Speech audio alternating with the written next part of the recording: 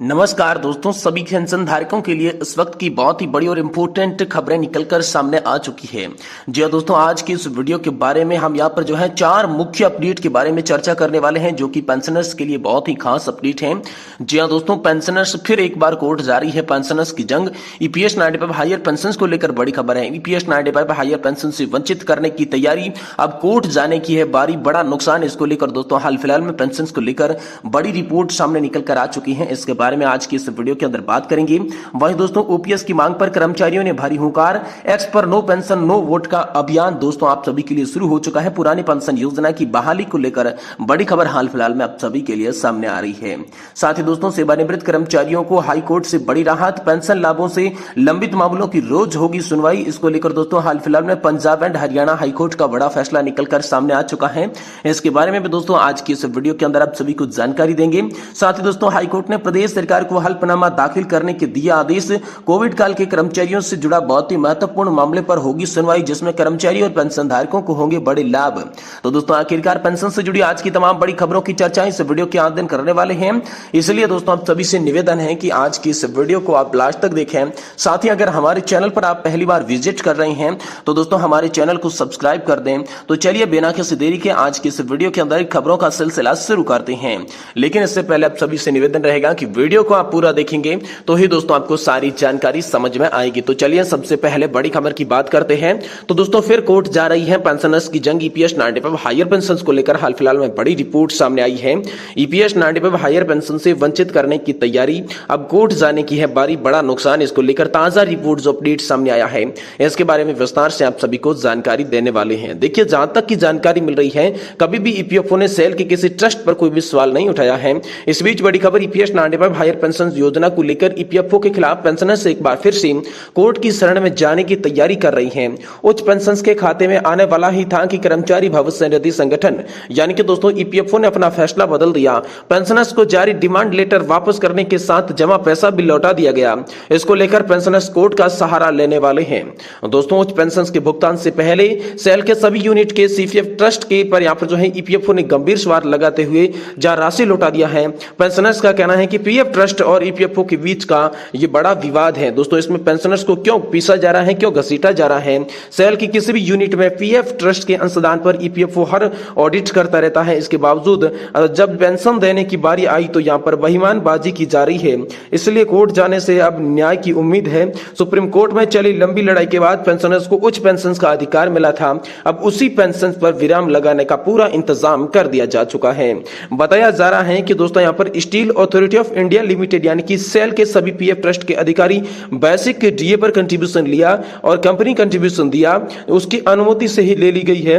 जबकि ईपीएस 95 के तहत ईपीएफ की तरफ से वेज सीलिंग 15,000 के अनुसार सभी पीएफ ट्रस्ट में ईपीएस 95 के तहत 15,000 का 8.33% ईपीएफओ को अंशदान भेजता रहा है। साथ ही सभी प्रशासनिक शुल्क भी भुगतान पीएफ ट्रस्ट की तरफ से किया जाता रहा है। साथ ही प्रत्येक वर्ष ऑडिट भी होता है।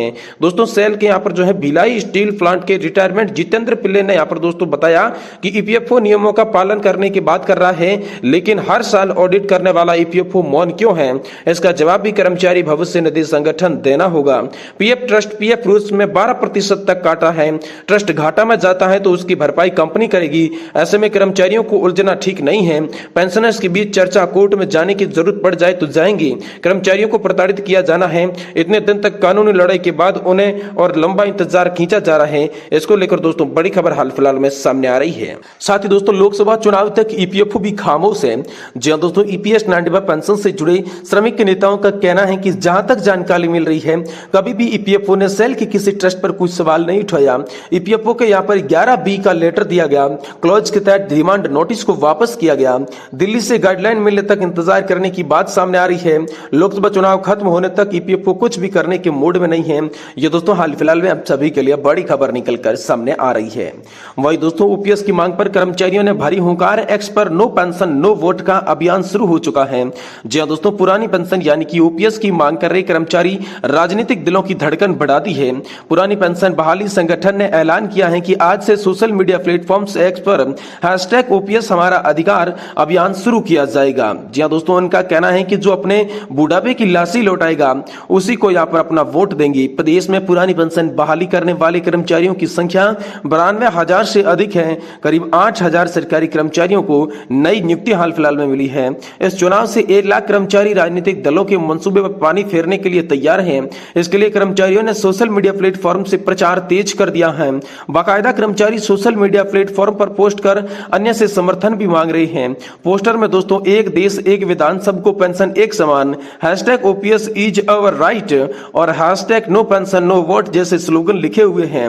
दोस्तों कर्मचारियों का साफ कहना है कि जो दल आगे जाकर अपने एजेंडे में पुरानी पेंशन बहाली का वादा करेगा उसी को वे समर्थन करेंगे। इस मुहिम से कर्मचारी और उनके परिवारजन रिश्तेदार भी यहाँ पर लगातार शामिल हो रहे हैं। तो दोस्तों आज एक्स पर चलेगा हैशटैग का बड़ा अभियान। जी हां दोस्तों, पुरानी पेंशन बहाली की मांग कर रहे कर्मचारी आज एक्स पर अभियान चलाएंगे। राष्ट्रीय अध्यक्ष विजय कुमार बंधु और राष्ट्रीय महासचिव स्तुति प्रज्ञा की ओर से यह अभियान चलाया गया है। इसमें दोस्तों सरकारी कर्मचारी एक्स पर #OPS इज अवर राइट और #no pension no vote post करेंगे। बाकायदा राष्ट्रीय और प्रांतीय पदाधिकारी अभियान को सफल बनाने की यहाँ पर जो है अपील कर रहे हैं। इसी बीच अगली बड़ी खबर की बात करें तो दोस्तों सेवानिवृत्त कर्मचारियों के लिए हाईकोर्ट से बड़ी राहत है।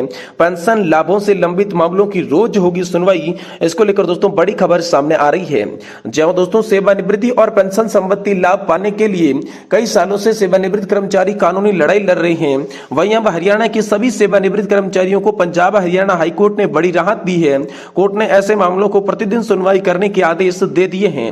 दोस्तों आपको बता दें कि पंजाब हरियाणा हाईकोर्ट के मुख्य सचिव को राज्य के सभी विभागों से ऐसे मामलों की सूची तैयार करने के निर्देश दिए गए हैं ताकि उन पर जल्द से जल्द फैसला लिया जा सके। दोस्तों जानकारी के मुताबिक हाईकोर्ट ने इस आदेश में ऐसे कर्मचारियों को फायदा होगा जो सेवानिवृत्ति का लाभ पाने से के लिए कई सालों से कोर्ट और विभागों के चक्कर काट रहे हैं। इन सभी को विभिन्न कारणों से विभागों से लाभ नहीं दिया गया है। कुछ मामले तो पिछले 20 सालों से पेंडिंग पड़े हैं। कुछ मामलों में कर्मचारियों की मृत्यु तक हो चुकी है। अब उनके परिवारजन ऐसे बकाया पाने के लिए संघर्ष कर रहे हैं। दोस्तों लंबित मामलों पर संज्ञान लेते हुए हाईकोर्ट के जस्टिस जस गुरप्रीत सिंह ने यहाँ पर जो है पुरी ने यहाँ पर जो है आदेश पास किया। जस्टिस जस गुरप्रीत सिंह पुरी हरियाणा के विद्युत प्रसारण निगम लिमिटेड के पूर्व कर्मचारी श्रीनिवास की याचिका पर सुनवाई कर रहे थे। इस याचिका में उन्होंने 1998 से लंबित अपने सेवानिवृत्ति लाभों की मांग की। इतने लंबे समय से लंबित मामलों को देखते हुए कोर्ट ने याचिका दायर बढ़ाने का फैसला दोस्तों यहाँ पर आप सभी के लिए कर दिया है। इस बीच दोस्तों हाईकोर्ट से प्रदेश सरकारी कर्मचारियों को हल्फनामा दाखिल करने के बड़े निर्देश। कोविड काल के कर्मचारियों से जुड़ा बड़ा मामला हाल फिलहाल में सामने आ रहा है।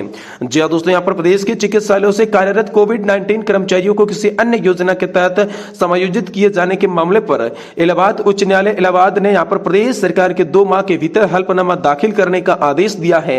यह आदेश न्यायाधीश सुनील कुमार रॉय ने दे दिया है। दरअसल कोविड काल के समय में कार्यरत शहीद और अन्य 49 कर्मचारी ने इलाहाबाद उच्च न्यायालय में याचिका दायर की जिस पर प्रदेश सरकार को 2 माह के अंदर हल्फनामा देना है।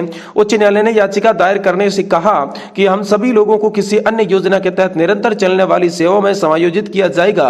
आउटसोर्सिंग संविदा कर्मचारी संघ के प्रदेश महामंत्री सचिंदानंद मिश्र ने कहा कि वर्ष 2019 में यूपीएसएसपी परियोजना समाप्ति के बाद परियोजना के कार्यरत 5,000 कर्मचारियों को राष्ट्रीय स्वास्थ्य मिशन ने पर जो है 51 जनपदों को सेवानिवृत्त प्रदान फर्म चयन करते हुए उनकी सेवाएं निरंतर की जा रखी थी।